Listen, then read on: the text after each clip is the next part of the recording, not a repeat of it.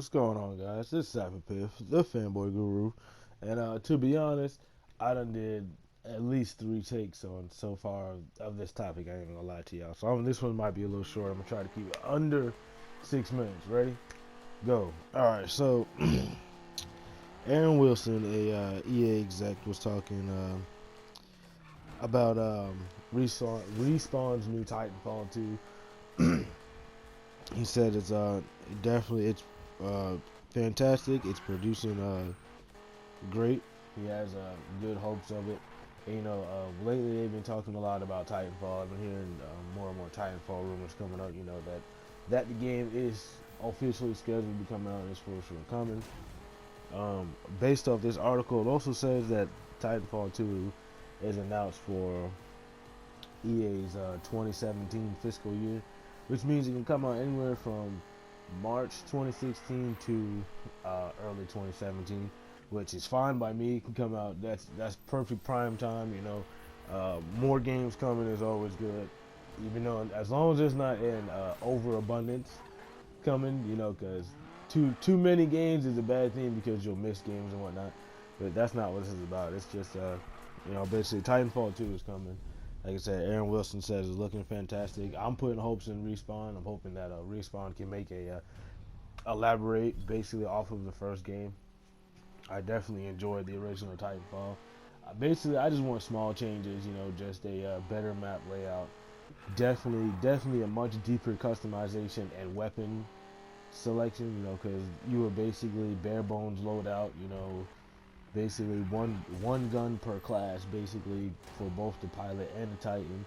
So, definitely want a deeper loadout customization, more weapons for the both of them. But other than that, I hope it really does come to PlayStation 4 because right now it's just scheduled for multi-platform, which based off the sales of PlayStation would be a foolish move, but you never know. You never know. So Titanfall 2 is inbound. Titans are coming. Look out for it. And the next part of the EA news, there seems to be a slip of the lip, or yeah, I guess you could say a slip of the lip. So take this as a rumor. Nothing's confirmed, but also based off this other article, which both articles will be in the description. Check them out if you want to, but links are there. Another EA exec, what is his name? I lost his name. You guys have to forgive me.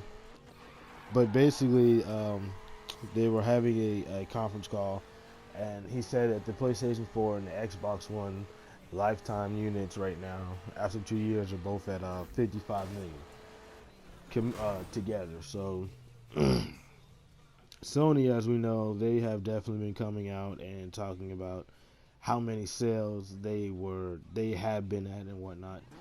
And right now, Sony being at 35, excuse me, right now, Sony being at 35 million sales would leave, if you did the math, leave to an estimate about 19 million. So basically, what some people have been guessing is true, but it's crazy to see that this PlayStation 4 really is almost double the Xbox One install base right now, which explains why there are so many marketing deals and third-party support, especially towards the PlayStation 4. I believe it was the devs for King of Fighters. They came out and said that the reason why that game is for sure coming first to PlayStation is because of its large install base. I'm like, so it definitely pays, I guess, to have the larger install base as a consumer.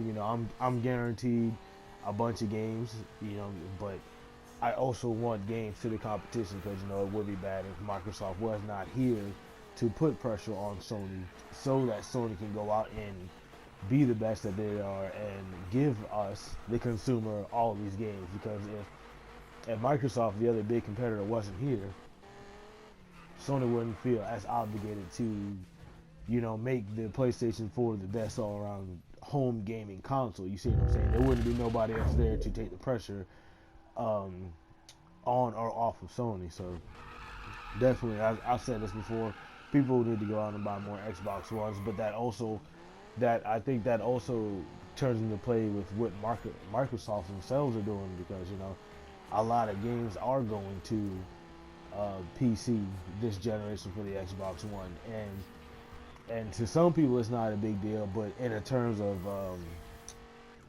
console units, it would be a big deal because of the fact that the PC is the biggest and the most expensive market.